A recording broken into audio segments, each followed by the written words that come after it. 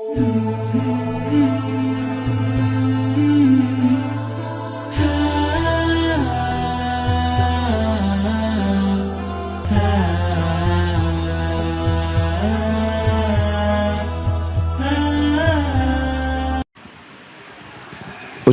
apa hak suami terhadap HP istri? Karena banyak pertengkaran gara-gara HP.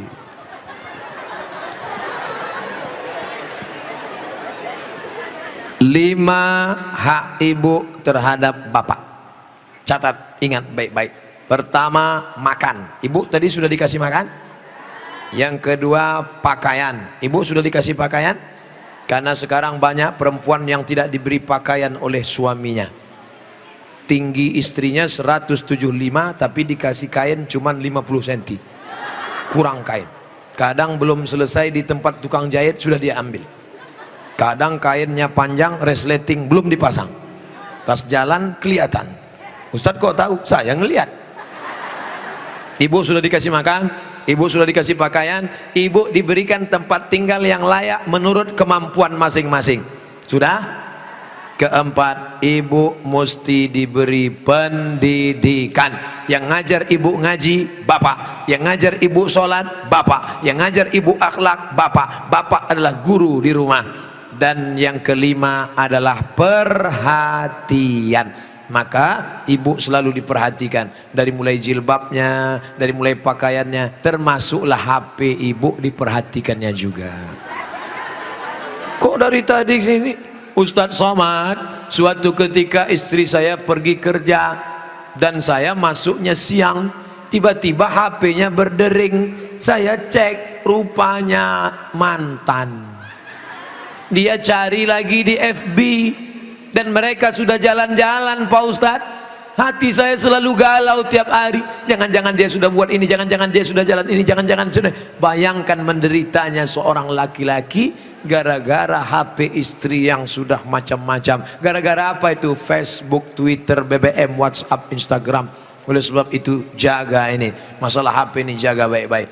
Nah, ini Ustadz Somad gak enak, selalunya HP perempuan aja. Oke, sekarang kita balik.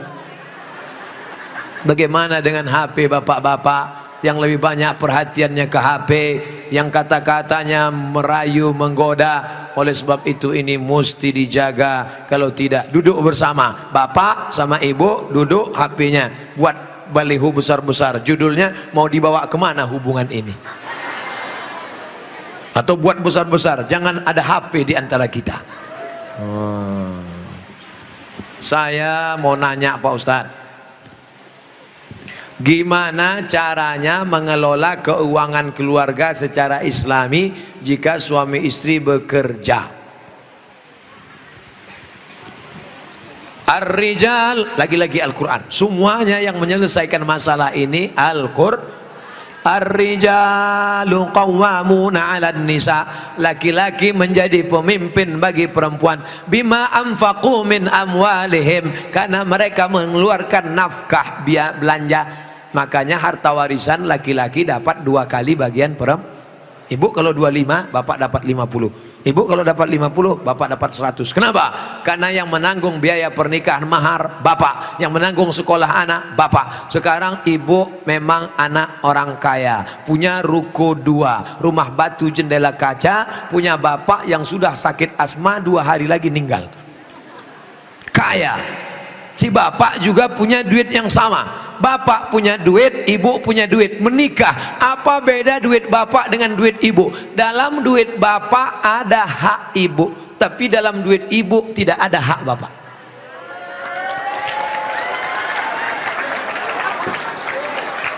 Dalam uang bapak ada kewajiban nafkah untuk ibu, dalam duit ibu tidak ada. Tapi karena ibu cinta mati, maka ibu berkata, "Mas, aku tahu engkau kere, miskin, susah, melarat, tapi aku sudah terlanjur cinta padamu. Jangankan uang ini, nyawaku pun kuberikan. Ambillah semuanya, dengan syarat jangan kau nikah lagi." Nah, sudah jelas batasannya. Jadi kalau ada ibu punya kontrakan, PNS, pegawai, punya gaji, ibu tetap ngomong ke suami, mas, aku mau kirim uang ini ke anak yatim, mau biaya anak pesantren, mau kasih wakaf beras 1 karung. Tapi ibu ngomong ke bapak itu bukan minta izin, karena uang itu memang punya ibu. Ibu ngomong sebagai adab, sopan santun, tata krama, budi bahasa. Jadi bapak jangan kegeeran, dan ibu jangan kurang ajar. Mas, ini uangku, ini kos-kosanku, ini rumahku, terserah aku, kamu mau ikut ya, kalau enggak lebih dari kamu bisa aku dapatkan. Jangan, luka hatinya. Galah patah boleh disambung, kaca retak boleh direkat, hati yang sakit kemana obat akan dicari. Nah, oleh sebab itu maka jaga. Saya sudah mengeluarkan untuk biaya keluarga sebagian, sedangkan sebagiannya saya ingin membantu saudara yang kurang mampu. Tapi kadang saya suka berbohong jika untuk membantu keluarga yang memang butuh bantuan. Ini yang nulis pertanyaan bapak apa ibu? Kalau bapak sudah berikan yang 5, makan sudah, pakaian sudah, tempat tinggal sudah, pendidikan sudah, perhatian sudah, sesuai dengan urf, wa ashiruhunna bil ma'ruf, berilah mereka pergaulan urf. Urf itu seperti layaknya, kira-kira layaknya standar orang daerah Pondok Aren itu perempuan diberi berapa, tidak terlalu kaya, tidak terlalu miskin, yang sedang-sedang, kira-kira diberi berapa standarnya, misalnya 3 juta 5 juta dia beri, maka sisanya itu terserah dia untuk yang lain, maka dia sudah menunaikan kewajiban. Urf, pengambilan hukum ada 10, Quran, hadis, ijma', qiyas, syar'u man qablana, saddu zara'i, qaulu sahabi, istihsan, istisab, urf, tradisi, kebiasaan, berapa yang layaknya untuk daerah Pondok Aren. Semoga Ustadz selalu dilindungi Allah, amin. Bagaimana antum menyikapi beda mazhab, khilafiyah, firqah? Bagaimana dengan ayat Allah, wa'tasimu bihablillahi jami'a, wa'tasimu, bersatulah, bihablillah, dengan tali Allah. Yang dimaksud tali Allah itu Islam, Al-Quran dan Sunnah. Adapun ijtihad ulama berbeda-beda, tapi kita di Indonesia sudah disepakati 3, akidahnya Asy'ari, fikihnya Syafi'i, tasawufnya Sunni, Junaid al-Baghdadi dan Abu Hamid al-Ghazali. Saya ulang sekali lagi, Ahlussunnah wal Jamaah akidahnya Asy'ari, fikihnya Syafi'i, tasawufnya Sunni, Abu Hamid al-Ghazali dan Junaid al-Baghdadi. Maka kita pegang yang itu. Saya belajar di Maroko 2 tahun, mazhabnya Maliki. Maliki Ahlussunnah, pertama Hanafi, nomor 2 Maliki, nomor 3 Syafi'i, nomor 4 Hambali, keempat-empatnya Ahlussunnah. Tapi ketika saya pulang kampung, saya tidak bawa mazhab Maliki. Kenapa Ustaz tidak pakai mazhab Maliki? Andai saya pulang ke kampung, saya pakai mazhab Maliki. Mazhab Maliki kalau sholat tangannya lepas ke bawah, Allahu Akbar. Fatihahnya pakai baca kiraan Warsh, Alhamdulillahi Rabbil Alamin, Ar-Rahmanir Rahim, Maliki Yaumiddin, mimnya pendek. Kemudian gak pakai bismillah, Allahu Akbar, Alhamdulillahi Rabbil Alamin, gak ada bismillah. Kunut subuhnya sebelum rukuk, walam yakul lahu kufuwan ahad, baca kunut, kunutnya gak bunyi. Andai saya buat sholat subuh seperti ini di masjid dekat rumah saya, Allahu Akbar, Alhamdulillahi Rabbil Alamin, Ar-Rahmanir Rahim, Maliki Yaumiddin. Selesai sholat pasti jamaah komplain semua, tolong sholatnya diulang, tadi imamnya ISIS. Menimbulkan fitnah karena mereka tidak tahu. Di sini diajarkan qiraat sab'ah mutawatirah, ditambah 3 masyhurah, ditambah 4 syazah, 14 qiraat dipelajari di sini. Ditambah lagi nagham, bayati, soba, nahawan, sika, jaharka, bayati, ras. Faham mereka tajwidnya. tapi tidak semua masyarakat ngerti. Andai anak pesantren Al-Qur'aniyah sholat di luar masjid, dibacanya qiraat lain, walam yakul lahu kufuwan ahad, maka makmum dengar, wah ini aliran sesat ini. Bukan berarti dia salah, tapi dia takut menimbulkan fitnah. Maka dalam masalah-masalah yang kita sepakati, mari kita berlapang dada.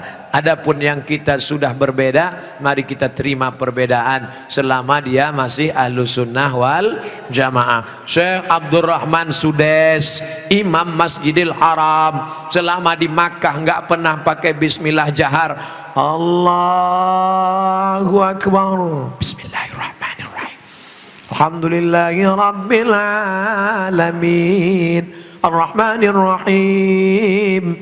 Tapi begitu beliau jadi imam di Istiqlal, Allahu Akbar, Bismillahirrahmanirrahim. Loh, kok si Abdurrahman Sudes di Istiqlal pakai bismillah jahar?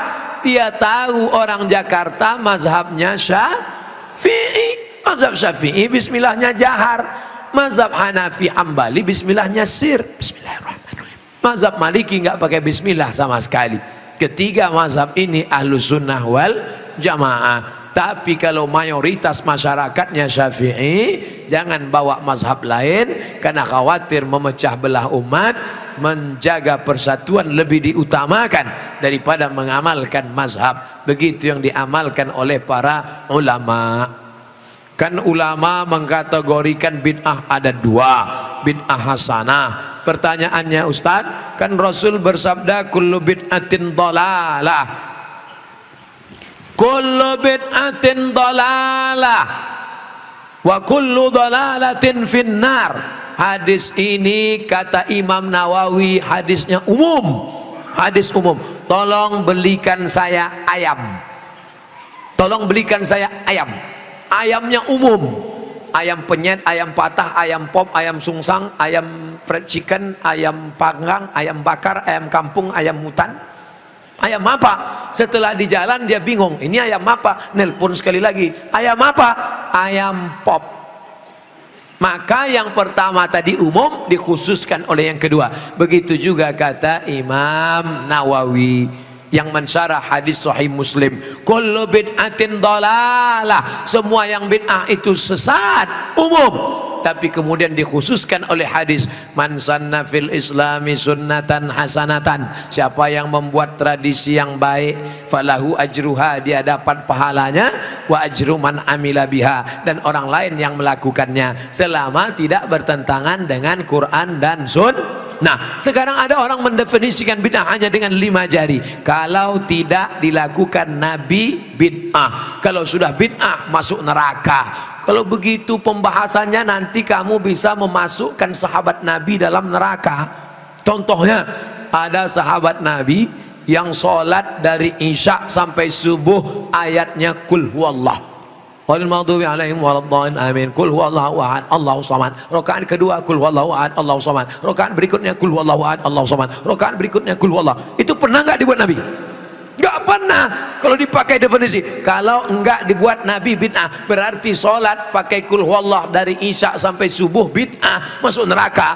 Nama sahabat Nabi yang sholat begitu siapa? Qatadah bin Nu'man dalam kitab hadis Musnad Ahmad bin Hambal. Tapi perbuatan itu dibenarkan Nabi, sunnah takririyah. Oke, itu Nabi masih hidup. Bagaimana dengan Abu Hurairah? Abu Hurairah sebelum tidur malam menyimpul tali 2000 simpul tali dipakai bertasbih sebelum tidur malam. Subhanallah, subhanallah, subhanallah, subhanallah, subhanallah. Ada diajarkan Nabi, hai orang-orang beriman, sebelum kau tidur malam ambil tali jemuran, buat 2000 simpul, sebelum tidur petik 2000. Ada?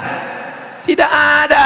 Jadi kalau didefinisikan, kalau tidak dibuat Nabi bid'ah, engkau sudah memasukkan sahabat Nabi ke dalam neraka, karena definisi yang singkat, yang pendek, pemiskinan. Oleh sebab itu ulama faham, sudah saya tulis lengkap dengan dalil-dalilnya, 444 halaman terkait masalah bid'ah. Tidak semudah itu saudaraku. Ada namanya Imam Ibnu Taimiyah. Imam Ibnu Taimiyah kalau selesai sholat subuh dia tidak keluar masjid, dia melihat ke atas membaca Al-Fatihah sampai terbit matahari. Bismillahirrahmanirrahim, alhamdulillah rabbil alamin, arrahmanirrahim, maliki yaumiddin, iyyaka na'budu wa iyyaka nasta'in, sampai terbit matahari. Itu tidak pernah dilakukan Nabi. Kalau dipakai definisi, kalau tidak dilakukan Nabi bid'ah, berarti Ibnu Taimiyah sudah membuat bid'ah karena membaca Al-Fatihah dari sejak sholat subuh sampai terbit matahari. Maka jangan katakan bid'ah kalau tidak dibuat Nabi bid'ah. Ini tidak betul. Yang betul adalah kalau tidak ada dalilnya bid'ah. Selama ada dalil hadis qauli, hadis fi'li, hadis takriri, perbuatan sahabat, qiyas, ijma', maka perbuatan itu tidak bid'ah. Bagaimana pandangan Ustadz dengan laki-laki yang berambut panjang? Apakah itu termasuk menyerupai perempuan? Saya belajar ke salah seorang syekh, ketika itu ada yang nanya, "Syekh, apa betul Nabi Muhammad itu rambutnya panjang?" Maka syekh menjawab, Nabi Muhammad itu tinggalnya di gurun pasir. Gurun pasir itu cuacanya panas.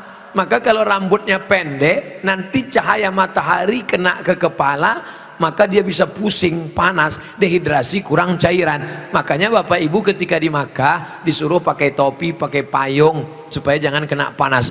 Nabi kepalanya ditutup dengan 3. Yang pertama rambutnya. Rambut Nabi itu dari depan panjang sampai ke belakang. Yang kedua ditutup dengan qalansuah, topi. Setelah itu ditutup dengan imamah sorban. Kalau di atas kepala dililitkan namanya imamah. Kalau diletakkan di tengkuk namanya burdah. Kalau diletakkan di kepala seperti kerudung namanya ghutrah, bukan serben. Jadi Nabi kepalanya ditutupi dengan 3. Pertama rambutnya panjang sampai ke tengkuk, dari depan ini sampai ke tengkuk segini, tebal. Yang kedua qalansuah, kain penutup. Setelah itu baru sorban. Maka kita pun, kami pun ketika kuliah dulu di Arab pakai sorban. Pakai untuk apa? Supaya jangan kena panas terik. Musim dingin di bawah derajat 0, 5 derajat, 10 derajat, di bawah 0 dingin. Maka kepala juga ditutup pakai sorban. Sekarang kenapa Ustaz nggak pakai sorban? Saya sekarang kepanasan. Tapi saya tidak menyalahkan para habaib pakai sorban.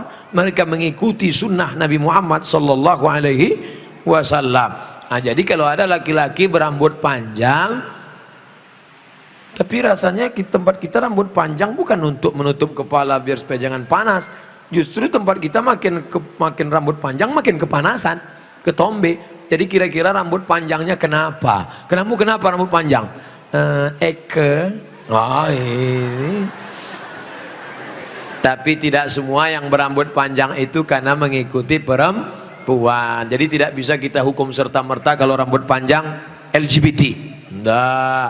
Maka yang LGBT itu kalau menyerupai perempuan, la'anallahul mutasyabbihin minar rijal bin nisa. Allah melaknat laki-laki yang menyerupai perempuan dan perempuan yang menyerupai laki-laki. Mudah-mudahan anak kita terjaga dari LGBT. Tapi sebetulnya LGBT itu nama yang terlalu keren. Orang malah bangga sekarang disebut itu LGBT, itu bangga. Saya tidak setuju dengan LGBT, tapi saya malu mau nyebutnya di depan para kiai. Boleh saya sebut? Jangan sebut LGBT. Buat sebut nama yang mengejek, merendahkan, menghinakan. Apa namanya? PLT, penyuka lobang tai. Itu yang cocok bagi mereka. Kotor, najis. Zaman Nabi LGBT ini hukumannya man wajadtumuhu ya'malu amala qaumi Lut. Kalau kamu menangkap ada orang yang melakukan perbuatan Nabi Lut, faqtulul fa'il wal maf'ul, pancung kepalanya, hukum mati. Untung dia hidup bukan zaman Nabi Muhammad. Kalau hidup zaman Nabi habis, selesai. Bapak Ibu yang dimuliakan Allah Subhanahu wa taala. Ustaz berani ngomong gini apa enggak takut nanti ditangkap bencong? Ngapain takut? Banyak yang bela saya. Tapi pas pulang nanti sendirian ngeri juga ini.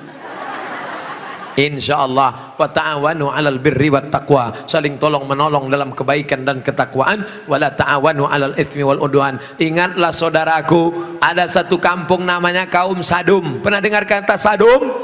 Dari kata sadum inilah muncul istilah sodomi. Sodomi artinya perbuatan orang sadum, umat Nabi Lut. Bagaimana hukuman Allah? Ja'alna 'aliyaha safilaha. Bagian atas kami turunkan ke bawah, bagian bawah naikkan ke atasnya. Lalu kemudian amtarna alaihim, kami hujani mereka dengan apa? Hijaratan, batu-batu, min sijilin mandud, dari batu tanah liat yang dibakar di api neraka. Itulah sekarang di Yordania, tempatnya bernama Al-Bahrul Mayyit, bahru laut, mayit mati, Dead Sea, dead mati, sea laut, Dead Sea laut laut mati. Kenapa disebut laut mati? Karena airnya terlampau asin sampai ikan pun tidak bisa hidup di dalam. Orang kalau pergi ke laut mati ngapung di atas karena kadar garam yang tinggi. Nah, siapa yang punya kadas, kurap, kudis, gatal-gatal, mandi di situ sembuh. Di Yordania. Bapak Ibu yang dimuliakan Allah Subhanahu wa taala, Pompei salah satu kampung yang diisi oleh homo. Lalu kemudian datang lahar dari bukit turun ke bawah, rata dengan tanah, sampai mereka berubah menjadi patung-patung batu karena ditimpa oleh lahar. Tidak sempat merubah ekspresi wajah. Ekspresi wajah orang homo yang mati dalam keadaan melakukan hubungan seksual terlarang tak sempat merubah dari wajah kesakitan dengan wajah penderitaan. Begitu yang dialami masyarakat Pompei. Oleh sebab itu kita berdakwah, mengajak bukan karena benci tapi karena ingin menyelamatkan supaya kita selamat. La ta'murunna bil ma'ruf, ajak mereka berbuat baik, wala tanhauna 'anil munkar, larang mereka jangan sampai melakukan perbuatan mungkar. Kalau kamu diam saja, aku tidak khawatir, kata Sayyidina Ali, aku tidak khawatir tentang betul dan batil, batil dan betul, karena dunia ini isinya betul dan batil. Yang aku khawatirkan adalah ketika kebatilan merajalela, orang yang betul diam. Karena orang betul diam, maka orang batil menyangka betul, yang betul menyangka batil, batil betul, betul batil. Orang yang betul diam, ibu yang betul diam, bapak yang betul diam, yang batil berkuar. Akhirnya yang batil merasa betul, orang yang betul diam 1000 bahasa. As-sakitu anil haq syaitan akhras. Orang yang betul tapi diam melihat kebenaran diinjak-injak, dia adalah syaitan akhras, setan bisu. Begitu kata Imam Abu Ali Ad-Daqqaq yang dikutip oleh Imam An-Nawawi dalam kitab Al-Minhaj Syarah Sahih Muslim Ibn Al-Hajjaj. Maka bersuaralah saudaraku, anak-anak muda, lawan kemungkaran ini. Terus berperang dengan HP-mu. HP-mu adalah senjata, bukan menebarkan kebencian, bukan menebarkan hoax, tapi dalam rangka watawasau bil haq watawasau bis sabr. Allahu akbar. Itulah kaji kita pada malam hari ini. Tausiah sudah 60 menit, menjawab pertanyaan 30 menit. Pas setengah 11, dari jam 9, 10, setengah 11 kita lanjutkan dengan membaca doa ala hazihin niyah al-fatihah.